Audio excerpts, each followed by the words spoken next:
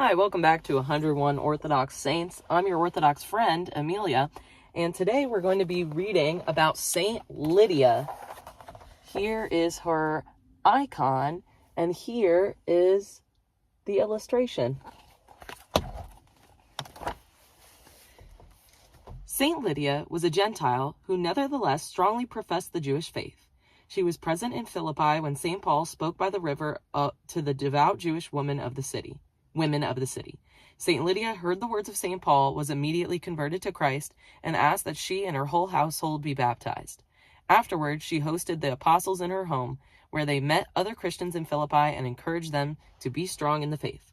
St. Lydia lived the rest of her life faithfully in peace, and likely died before St. Paul wrote his epistle to the Philippians, as he does not address her in this letter.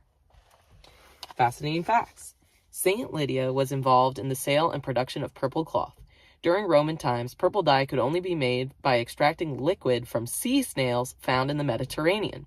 It took 250,000 drops to make a single ounce of dye. Back then, those who wore purple were either royalty or held great power. St. Lydia convinced St. Paul's, Luke, and Silas to come and stay in her home by saying, "If you have judged me to be faithful to the Lord, come to my house and stay." That's Acts 16:15. Paul and his companions did stay at her house after the release from the Philippian prison. He who has ears to hear, let him hear. St. Lydia heard the words of St. Paul and believed in Christ. Known as a seller of purple, St. Lydia, who may have been a widow, was a businesswoman. All right.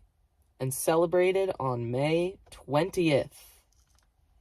Very cool. So, another saint who was alive during biblical times.